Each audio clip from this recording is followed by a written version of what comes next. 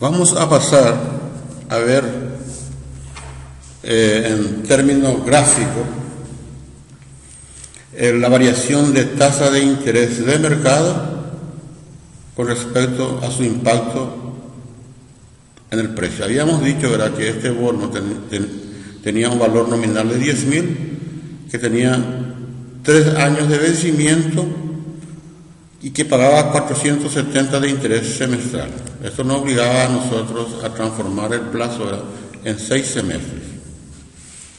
También, conforme a los cálculos realizados, a la tasa de interés de mercado del 9,4%, el precio era 10.000 por la sencilla razón de que coincidía con la tasa cupón que ofrece el emisor. Cuando la tasa de interés de mercado aumentaba 60 puntos, el precio del bono caía a 9.847, aquí debido a que el emisor del bono ofrecía pagar 9,4% anual, el 9% anual pagado semestralmente, y el inversionista quería ganar 10%. Entonces la única alternativa era comprar más barato.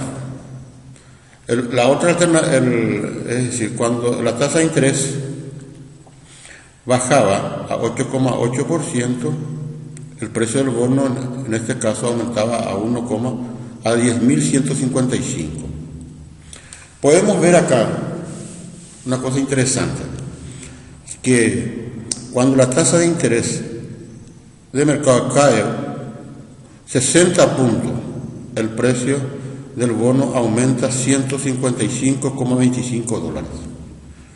Cuando la tasa de interés aumenta a 10%, 60 puntos, el precio caía a 152,77. Entonces podemos ver acá que no existe es decir, por más de que la tasa de interés varía 60 puntos, tanto para aumento como para disminución, el precio del instrumento no reaccionaba de la misma forma.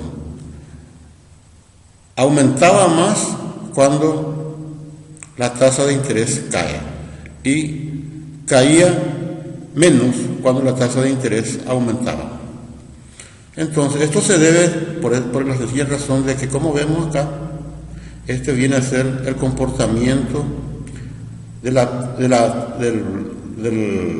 precio ante una variación de tasa. O sea, tenía un comportamiento convexo, no es una recta. Es por eso que se produce esta asimetría. Entonces acá podemos ver que para un cambio absoluto igual en la tasa de interés, el porcentaje de incremento en el precio del bono podría exceder, como en realidad sucedió, con respecto al porcentaje de decrecimiento.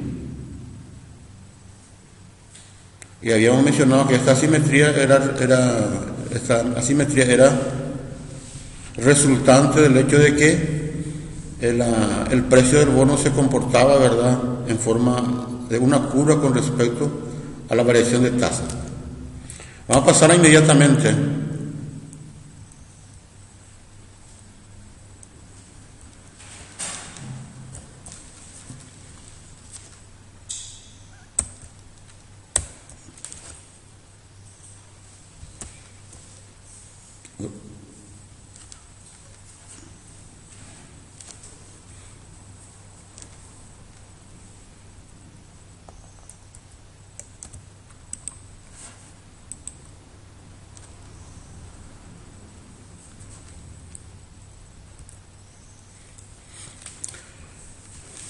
vamos a pasar a ver otra situación. Vemos acá en este cuadro que tenemos dos cupones. El cupón, el viejo conocido nuestro, que es de 3 años, con tasa cupón del 9,4 confrontado a un cupón de 6 años, pero pagando la misma tasa. Por la gráfica nosotros podemos notar que el bono de mayor plazo, o sea de 6 años, tiene reacciona más en cuanto al precio a una variación de tasa de interés, es más sensible. Y acá podemos notar, ¿verdad?, qué pasaba cuando la tasa de interés aumentaba. O sea, el precio caía a 9.734, mucho más. Y cuando cuando se reducía la tasa, aumentaba a 275,3. Es decir, era más, es decir, el precio aumentaba mucho más. Ven ustedes aquí la diferencia que existe en términos de variación. ¿Qué implica eso? Que en igualdad de variación de tasas de interés, ya sea al aumento o a la reducción, el vencimiento era un factor muy importante, es decir, el título con mayor rendimiento reaccionaba más, o sea, recibía mayor impacto. Entonces, esto vamos a ver también en el cuadrito posterior que tenemos al inicio. Vamos a pasar a esta otra situación. Aquí, entre tanto, tenemos dos bonos que tienen el mismo vencimiento, pero la única diferencia está en el cupón. Nuestro viejo conocido pagaba 9,4%, ahora el nuevo instrumento es un cero cupón, es decir, no paga cupón.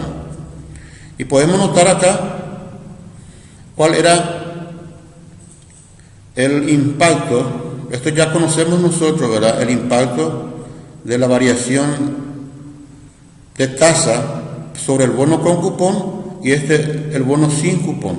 Podemos notar que el impacto es muchísimo más, es decir, un bono que tiene el mismo vencimiento pero no tiene cupón, su precio reacciona mucho más a una variación de tasa de interés. Entonces ahora vamos a volver a este cuadrito, ¿verdad?, para poder interpretarlo bien. El primero ya habíamos mencionado, ¿verdad?, que la tasa de interés, la relación entre precio y tasa de interés. El número 1 era que vimos ya, la tasa de interés de mercado, y el precio varía inversamente. Y esto implicaba que el precio del bono cae cuando la tasa de interés aumenta y aumenta cuando la tasa de interés cae. También vimos en el cuadro que para un cambio específico en la tasa de interés, la proporción de incremento de precio de bonos excede a la proporción de crecimiento del precio cuando la tasa aumenta. ¿Cuál es el impacto? Para un cambio absoluto idéntico en la tasa de interés, el poseedor de un bono podría realizar mayor ganancia de capital cuando la tasa de interés declina que menor pérdida de capital cuando la tasa de interés aumenta. El número 3, el precio de un bono de largo plazo cambia en una mayor proporción que el precio de un bono de menor plazo. El impacto es inversores que tienen instrumentos de largo plazo van a obtener mayor ganancia. El número 4, que el precio de un bono con bajo cupón o cupón cero cambia en una mayor proporción que un precio de un bono que tiene mayor cupón.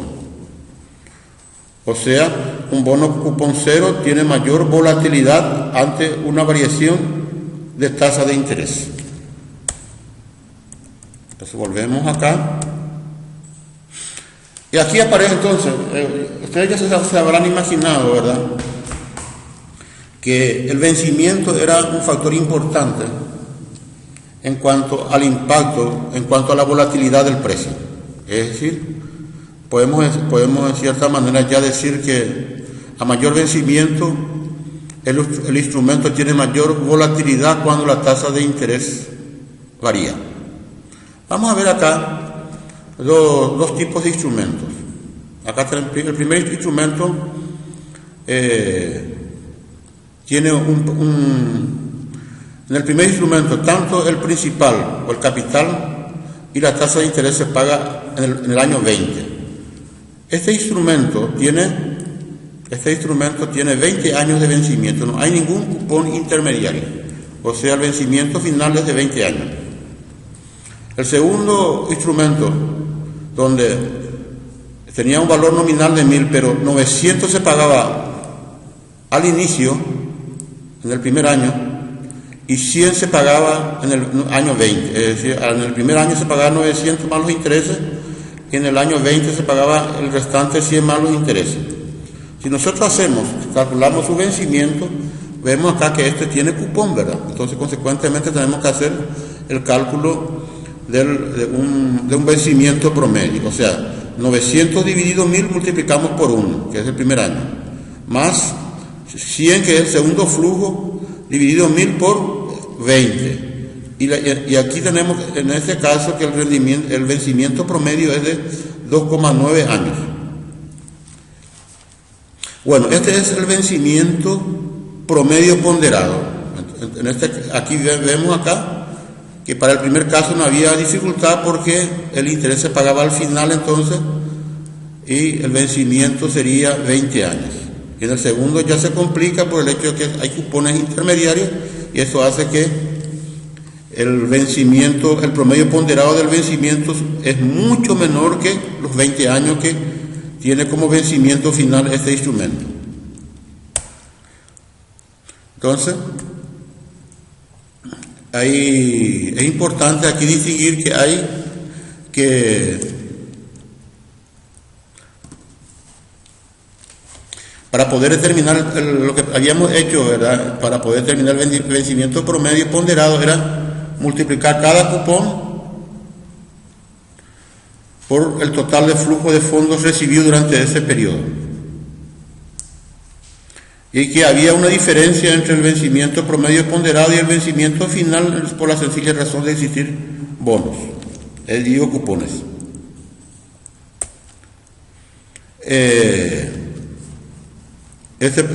Acá vamos a colocar un pequeño ejemplo. Supongamos que tenemos un bono de 1000 que vence en 3 años con una tasa anual de cupón de 10%. Si nosotros usamos el concepto de vencimiento final, este instrumento tiene 3 años. 3 años de vencimiento. Si nosotros usamos el concepto de vencimiento promedio simple, entonces en cada uno de los años vamos a recibir cupones. Entonces sumamos 1, 2 y 3 dividido 3, entonces tenemos 2 años. Este es el vencimiento promedio simple. Este de lejos podemos notar que no es una medida adecuada, ya que en el año 3 vamos a recibir el capital, que es un monto muy importante. El más adecuado sería esto que estamos viendo acá. Esto también tenemos en Excel, ustedes pueden hacer el ejercicio, ¿verdad? Pero para ser un poquito más rápido, nosotros vamos a directamente ver vamos a tratar de entenderlo acá. Acá tenemos el instrumento que tiene un valor nominal de 1000, su vencimiento de 3 años, paga cupón del 10%. Interés de mercado 5%, pero cuando hablamos de vencimiento por medio, este interés de mercado no vamos a utilizar. Entonces, ¿cuál sería el flujo de cada uno de los años? En el primer año vamos a recibir interés del 10%, o sea 100. En el segundo año vamos a recibir de nuevo 100 y en el tercer año vamos a recuperar el capital inicial más 100, 1100. Y nosotros, como hicimos, entonces tenemos que multiplicar estos flujos de caja por la oportunidad de ocurrencia. Este 100 multiplicamos por 1, este otro 100 multiplicamos por 2 y este 1100 por 3. Sumado a esto tenemos 3600, que es el flujo de caja por el tiempo, lo dividimos por el flujo de caja, que es 1300. Y tenemos, en este caso, que el promedio ponderado es 2,77 años. Este es entonces el concepto de promedio ponderado. Bueno, esto lógicamente vemos, es la forma de determinar el vencimiento llevando en cuenta el periodo promedio ponderado. Repitiendo, tenemos básicamente 3 formas de calcular el vencimiento final, el vencimiento simple y el ponderado. El más adecuado es el ponderado. Antes de pasar entonces ahora vamos a pasar a la última parte de la lección referente a bonos.